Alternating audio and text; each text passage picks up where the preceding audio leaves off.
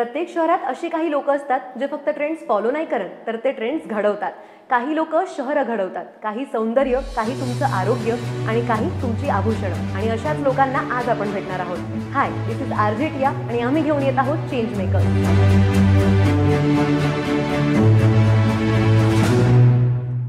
मी खूप फूडी आहे, पण माझा एक प्रॉब्लेम आहे. जर टेस्ट बेस्ट नसेल तर माझं पोट नाही भरत, आणि जर ॲम्बियन्स बेस्ट नसेल तर माझं मन पण नाही भरत. आणि म्हणूनच नाशिकमध्ये असलेली ही बेस्ट प्लेस मला सापडली, जिथे तुमचं मन आणि पोट दोघंही भरू शकतं. चला, let me show you this place, veranda, which is located in Nashik, चांची.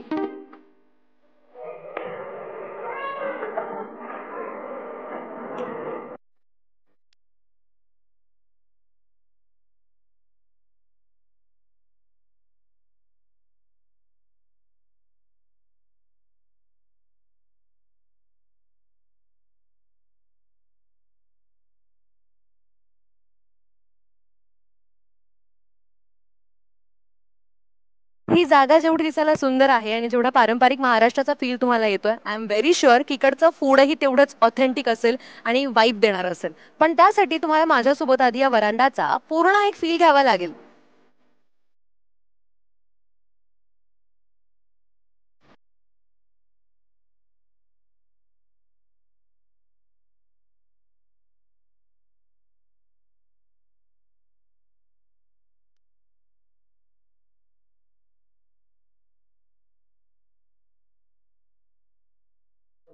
Hotel वरांडा नाशिकमध्ये नव्याने सुरू झालंय, पण तरी सुद्धा इकडे जर तुम्ही आलात तर लोकांची खूप गर्दी पाहायला मिळते. कारण कमी वेळेमध्ये लोकांचा विश्वास संपादन केला या लोकांनी. कारण काय, तर यांचं ॲम्बियन्स, इकडचा फील, इकडचा स्टाफ आणि सोबतच त्यांचं टेस्टी फूड. फूडमध्ये बऱ्याच व्हरायटी आहेत, त्यामुळे तुम्हाला दाखवेनच ऑब्वियस. तुम्हाला आठवतं का, लहानपणी आपण आपल्या घरामध्ये जेव्हा जेवायला बसायचो तेव्हा अगदी महाराष्ट्रीयन पद्धतीने बसायचो, भारतीय बैठकीत बसायचो. पण तो फील कदाचित वेळेसोबत आपण मिस करत गेलो. आणि एक्झॅक्टली तीच मिसिंग होत जाणारी गोष्ट तुम्हाला हॉटेल वरांडामध्ये पाहायला मिळेल.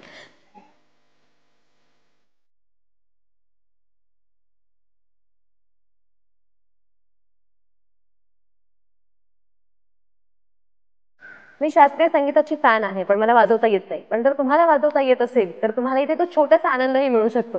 कारण हॉटेल वरांडा तुमच्यासाठी सगळं काही घेऊन येत आहे.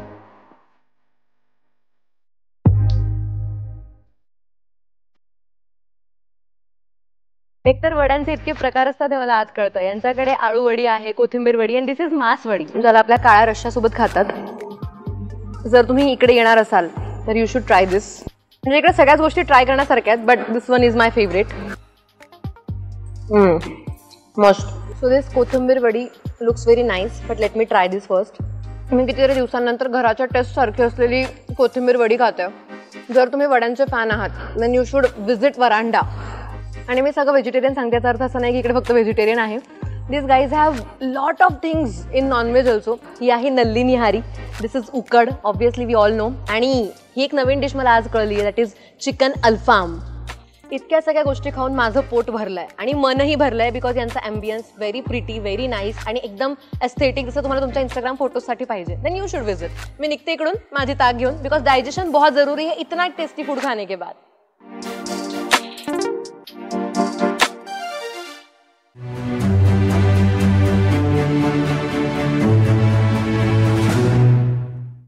नमस्कार, मी आरजे टिया. चेंज मेकर्समध्ये तुमचं स्वागत आहे. आज आपल्यासोबत आहेत नाशिककरांचे family builders Sneha and Harshal Hanumante, director of Harshal Hanumante builders and developers. Hello sir. Hello ma'am. Sir, सगळ्यात आधी तर Harshal Hanumante builders and developers हे वेंचर तुमच्या वडिलांनी सुरू केलं, त्यानंतर ते तुमच्यापर्यंत आलं. सो मला हे विचारायचं आहे की विथ टाइम तुम्ही त्याच्यामध्ये काय काय चेंजेस बघत आलात? 1987 वडिलांनी चालू केली होती कंपनी. तेव्हा अनिल कन्स्ट्रक्शन नाव होतं. आणि त्याच्यानंतर 2009 माझे वडील एक्सपायर झाले. तर मी ॲक्च्युली बिझनेसमध्ये 2003 होतो. तर त्याच्यानंतर चेंजेस खूप झाले त्याच्यामध्ये. पहिले आमच्या ज्या बिल्डिंग होत्या त्याच्यामध्ये अगदी वन रूम किचन बसवून, म्हणजे सांगायला पण आश्चर्य वाटेल, ऐकायला वाटेल की आम्ही 17,000 रुपयापासून फ्लॅट विकले आहेत. 17,000 रुपये वन रूम किचनचा फ्लॅट. आणि आत्ताची जी कंडिशन आहे, आता आम्ही 3 BHK 2 BHK तर more than 50 lakh, more than 70 लाखचे आपण फ्लॅट विकतो आहे. एक लक्झरी लाईफस्टाईल पाहिजे असते, तर तो आपण आता प्रयत्न करतो आहे की प्रत्येकाला त्याच्या स्वप्नातलं घर तर मिळावंच, पण ते मिळतानासुद्धा आम्ही त्यांना खूप कस्टमाइजचे ऑप्शन देतो. आणि त्याप्रमाणे ज्याला जसं पाहिजे तसं आपण करून देण्याचा प्रयत्न करतो. सर, फॅमिली बिझनेस असला तरी प्रत्येकाच्या इंडिव्हिज्युअल्स काही प्रॉब्लेम्स असतात. तुम्हालाही बरेचसे प्रॉब्लेम्स, अडचणी आल्या असतील, सो त्याला ओव्हरकम कसं केलं? चॅलेंजेस येतच गेले, पण तरी पण आपल्या कंपनीचा जो ग्राफ आहे तो नेहमी चढताच राहिलेला आहे. मॅम, युजली बघायचं तर बिल्डरशिप हा बिझनेस फक्त पुरुषांसाठी आहे असा एक जुना टॅग लागला आहे. विथ टाईम बरेचसे चेंजेस होत गेले आणि त्यात तुम्ही सरांच्या खांद्याला खांदा लावून उभे आहात. सो तुम्हाला तुमचे पर्सनल असे काय चेंजेस जाणवतात यामध्ये? छान कॉन्फिडन्स वाढतो. शिवाय काही मदत तर सरांनाही होते असं म्हणजे जाणवतं मला साईटवर वगैरे पण. आणि आमचं कसं सगळं स्टाफ वगैरे जुना असल्यामुळे कम्फर्टेबल होतं तिथे. असं काही वाटत नाही की म्हणजे बाई आहे म्हणून असं काही वुमन म्हणून वेगळं काही असं फील नाही होत तिथे. आणि छान इंटरेस्टिंग बिझनेस आहे तोही. पण मॅम, दोघं गोष्टी तुम्ही दोघं कशा हँडल करतात? होतं बरोबर, करायचं ठरवलं तर सगळं होतं. सर, तुम्हाला नाशिककरांनी टॅग दिलाय नाशिककरांचे family builder. Exactly family builder म्हणजे काय आणि तो टॅग तुम्हाला कसा मिळाला? फॅमिली बिल्डर हा ॲक्च्युली जिथे आमचं मेजर जे काम आहे ते दिंडोरी रोड परिसरात आहे. तर बाबांनी जेव्हापासून तिथे कन्स्ट्रक्शन चालू केलं, मी सांगितलं 1987 पासून, तर साधारणतः असं एक मी जस्ट स्टडी केला जेव्हा आपण की बाबा दर 5-7 वर्षांनी, दर 8 वर्षांनी काही कस्टमर रिपीट होत आहेत. तर 26-27 फॅमिली आमच्याकडे अशा आहेत की त्यांनी म्हणजे 1990sमध्ये घर घेतलं होतं, 2000मध्ये घर घेतलं आणि जशा जशा त्यांच्या गरजा वाढत गेल्या, फॅमिली वाढत गेली, आत्तापर्यंत आमच्याकडे असे 5 म्हणजे एकाच फॅमिलीने 5 फ्लॅट घेणारे असे आमच्याकडे जवळपास 9 कस्टमर आहेत आणि 4 फ्लॅट घेणारे जवळपास 27 कस्टमर आहेत आमच्याकडे. आणि लोक वेट पण करतात. म्हणजे जर त्यांना समजा 4 BHKचा हवा आहे आणि जर आमचेसुद्धा साईट सुरू व्हायला 5-6 महिने असतील तर ते वेट करतात, तयार असतात. त्यांची म्हणून तसे प्रिपेअर असतात ते की आम्हाला तुमच्याचकडे घ्यायचं आहे, दुसरीकडे घ्यायचाच नाही आहे. म्हणजे तो विश्वास संपादन केला आहे. सर, इतकी वर्ष झाले तुम्ही काम करत आहात, खूप अनुभव असतील तुमच्याकडे, पण त्याच्यामध्ये एखादा असा अनुभव जो तुमच्यासाठी खूप क्लोज असेल, जवळचा असेल किंवा तुम्हाला स्वतःवरती प्राऊड फील करणारा असेल? येस, प्राऊड फील करणारा एक अनुभव होता थोडासा. आता एक माझं प्रोजेक्ट होतं साईराज प्लाझावर, कमर्शियल बिल्डिंग होती. तर त्याच्यामध्ये एक 7 ते 8 डॉक्टरांनी 2 फ्लोअर घेतले होते हॉस्पिटलसाठी. पण काय मध्येच कोविड आल्यानंतर त्या कोविडच्या सिच्युएशनमध्ये 2 वर्ष ते प्रोजेक्ट लांबलं माझं. त्याच्यानंतर पण 1-1.5 वर्ष तिथे काही खडक लागल्यामुळे, दगड लागल्यामुळे ते काम लांबत गेलं आणि 3 ते 3.5 वर्ष ते म्हणजे पहिलं पेमेंट टोकन अमाऊंट आल्यापासून तर 3.5 वर्षांनी ते काम चालू आलं. तर एक माझे डॉक्टर आहेत आमच्या ओळखीचे, कुंभारे सर म्हणून, तर तिथे त्यांनी हे घेतलं, ते हॉस्पिटल घेतलेलं आहे. तर त्यांनी एका सांगितलं की काही झालं तरी एक गोष्ट होती म्हणे, त्यांनी सांगितले की काही जरी झालं ते हर्षदे तर फसवणार नाही आपल्याला. तर तिथे ते टच झालं मनाला. सर, अशाच गोष्टी असतात ज्या तुम्हाला अजून काम करण्यासाठी प्रवृत्त करतात. तर सर, या व्हेंचर अंतर्गत अजून काही फ्युचर प्रोजेक्ट्स आहेत जे लोकांना बघायला मिळतील लवकरच? हां, आत्ता सध्या आपल्या 12 साईट चालू आहेत. त्याच्यामध्ये 1 BHK, 2 BHK, 3 BHK, 4 BHK आहेत. गंगापूर रोडला 2 साईट चालू आहेत आणि आता साधारणतः 2 मोठ्या गेटेड कम्युनिटीचं आपण प्लॅन करतो आहे. साधारणतः ते 2026च्या गुढीपाडव्यापर्यंत ते कमेन्स होईल.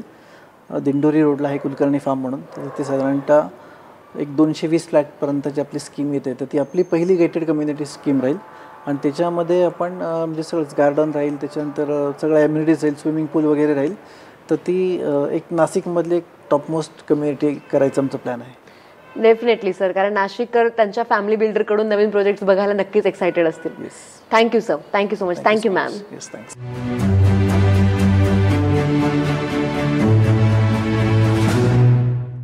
नमस्कार, मी आरजेटिया चेंज मेकर्समध्ये तुमचं स्वागत आहे.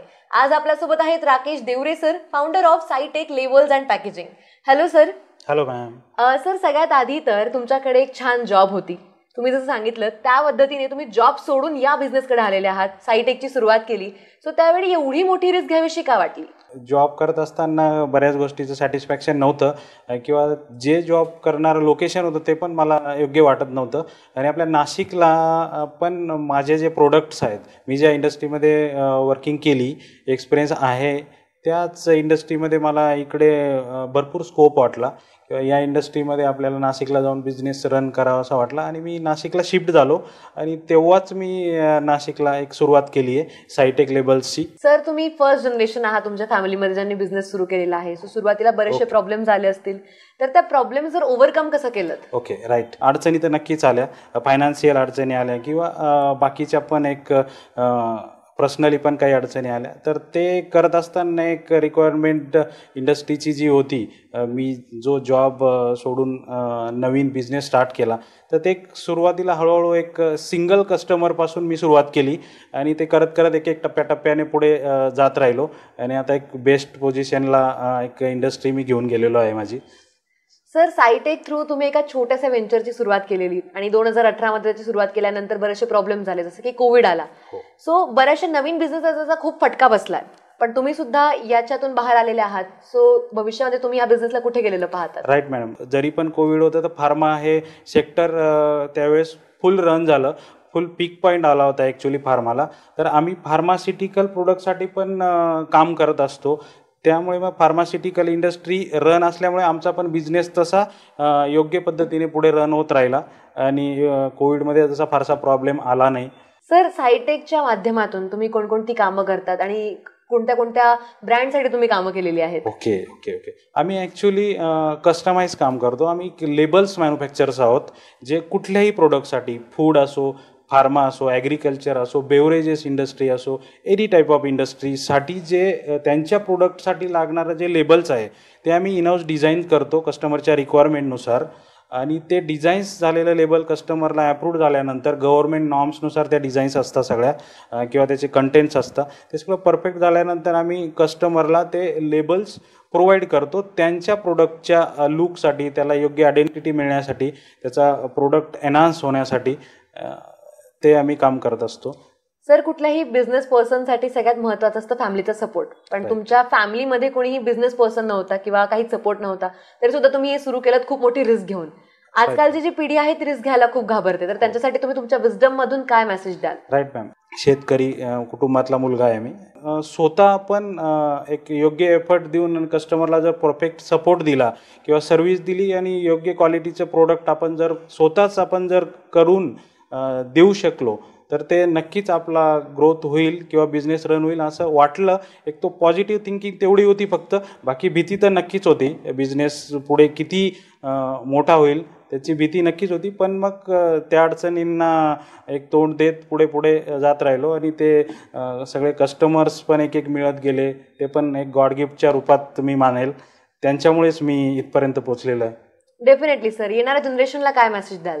येणाऱ्या जनरेशनला एकच सांगेल की कुठलंही काम करत असताना ते एक प्रामाणिक काम आपण जर करू तर त्या कुठल्याही इंडस्ट्री असो किंवा कुठलाही प्रोडक्ट असो, कुठलाही बिझनेस आपल्याला जर रन करायची वाटत असेल तर आपण करू शकतो. पण एक त्याला परफेक्ट एक नॉलेजची पण खूप गरज आहे. एक परफेक्ट नॉलेज आल्यानंतर आपण जर सुरुवात केली तर ती नक्कीच आपल्याला योग्य ठरेल. पण एक सांगू इच्छितो की बिझनेस रन करत असताना एक अडचणी तर ह्या येणारच, प्रॉब्लेमला सोल्युशन हे असतंच, आपण त्याच्या पुढे जाऊन एक स्टार्ट करू शकता. नक्कीच sir, thank you sir, thank you so much. Thank you.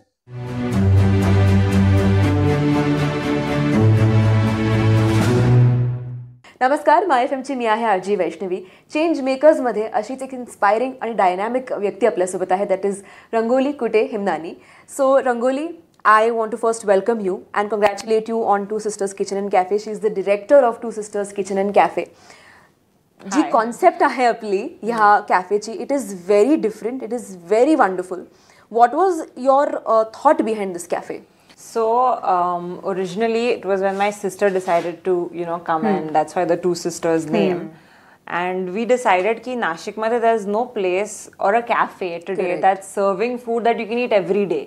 When I go out to eat, even at this SSK, if I come in to eat Manchurian for dinner or something like a chili chicken for dinner, this is the kind of food that you probably eat once a week, twice a week. But we wanted to create a cafe and a menu with the kind of food you can eat every day.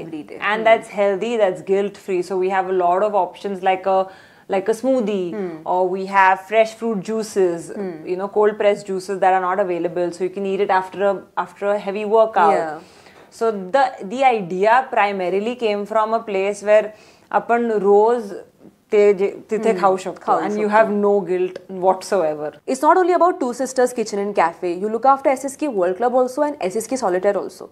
हे सगळं कसं manage करते successfully? I think आपण नाशिकमध्ये when you live in a city like Nashik, you are blessed with time. So I think that really helps. Right.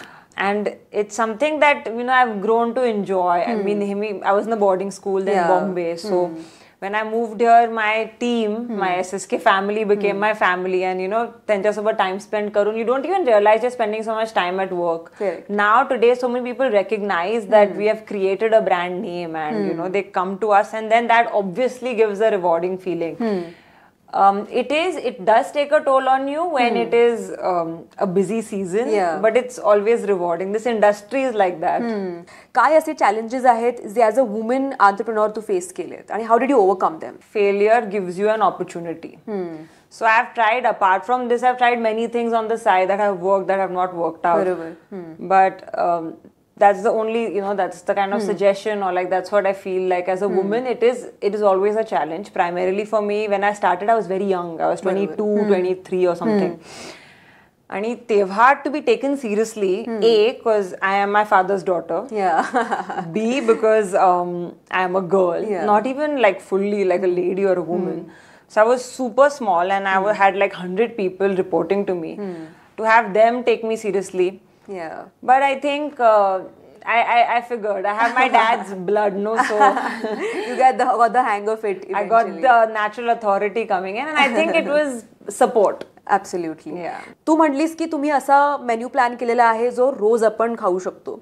I want to understand more about this cafe, की काय आपण ह्याच्यामध्ये अजून लोक जे नव्याने येऊन एक्सपिरियन्स करतील त्यांना काय मिळणार आहे, and the entire property which we've developed at Gangapur road.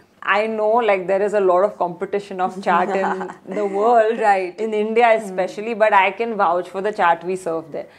आपण पावसाळ्यात वगैरे we get finicky, आता मी बाहेरचं खाऊ का नको, but to sit there in the cafe and eat dahi puri, sev puri, you feel like, okay, nothing can go wrong here. So that is something that, you know, that's the concept that we have. We have all types of food now. Apart from healthy, we have a little bit of like chaat also. We have Indian also. So if you come with your, you know, grandfather, and if he's not someone who's keen on eating a hummus pita roll, because tenna nai jamnar, he can always eat roti sabzi. We can have a biryani, pulao, everything now. Wow, because Indian मसाले जोपर्यंत जिभेवर येत नाही तोपर्यंत पोट भरत नाही असं लोकांना वाटतं. पण I am glad that you know curated that kind of a menu. Coming to the last question, what's next for Rangoli? So next, I think growing on what we have. I have already done 3 places and it's already a lot, but, you know, building SSK even beyond just a household name is what we are planning to do. That is absolutely amazing. I love how inspired she already is, and she's motivated a lot of us. So thank you so much, Rangoli, for your Thank time you. and all the best for your journey. Thank you so much.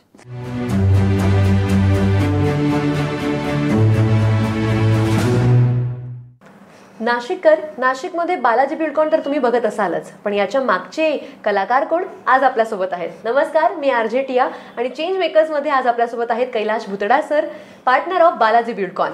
नमस्कार. नमस्कार sir. Sir, सगळ्यात आधी तर तुमच्या प्रवासाची सुरुवात कशी झाली ते जाणून घ्यायला आवडेल. प्रवासाची सुरुवात वडिलांपासून झाली. जे ॲक्च्युअल वडील कॉन्ट्रॅक्टर 1977 पासून होते. 2002 पासून मग आम्ही नवीन फर्म तयार केली बालाजी बिल्डकॉन. तिथून मग माझी सुरुवात झाली. म्हणजे आम्ही 2 भाऊ आणि वडील असे पार्टनर आहे आणि बालाजी बिल्डकॉन फर्म तयार केली. तिथून मग ही सुरुवात झाली. सर, बालाजी बिल्डकॉनच्या अंतर्गत आपण काय काय कामं करतो? बालाजी बिल्डकॉन अंतर्गत आपण आतापर्यंत गव्हर्नमेंटचे बरेचसे कामं केले. जसे मोठे ब्रिजेस आहे, रिव्हर ब्रिजेस आहे, गव्हर्नमेंटचे बिल्डिंग्स आहेत, इन्स्टिट्यूशनल बिल्डिंग्स आहे. आता आपण मागच्या वर्षापासून बालाजी बिल्डकॉनला आपण प्रायव्हेट बिल्डरशिपमध्ये घेऊन आलो आहे आणि एक नवीन प्रोजेक्ट लॉन्च केला आहे गडकरी चौक इथे, बालाजी पॅलेडियम म्हणून. पूर्ण कमर्शियल प्रोजेक्ट आहे. सर, बालाजी पॅलेडियम ऑलरेडी नाशिक शहरामध्ये याच्या चर्चा खूप सुरू आहेत. मला त्याच्याबद्दल जाणून घ्यायला आवडेल. बालाजी पॅलेडियम हे एक कमर्शियल प्रोजेक्ट आहे. ह्याच्यात आपण 4 प्रशस्त शोरूम्स दिले खाली, ग्राउंड आणि फर्स्ट फ्लोअरला, आणि वर ऑफिसेस आहेत. ऑफिसेस आहेत, प्रीमियम साईजेस आहेत, सगळे अटॅच आहेत आणि हार्ट ऑफ द सिटी आहे. लोकेशनही एकदम हॉट आहे. गडकरी चौक आहे नाशिकमधला एकदम असं स्पॉट आहे का कुठून पण बाहेरून न्यायचं आहे तर तुम्हाला गडकरी चौकानं. बरोबर. सर, बालाजी बिल्डकॉन सोबतच आपले अजून पुढचे कोणते प्रोजेक्ट्स आहेत?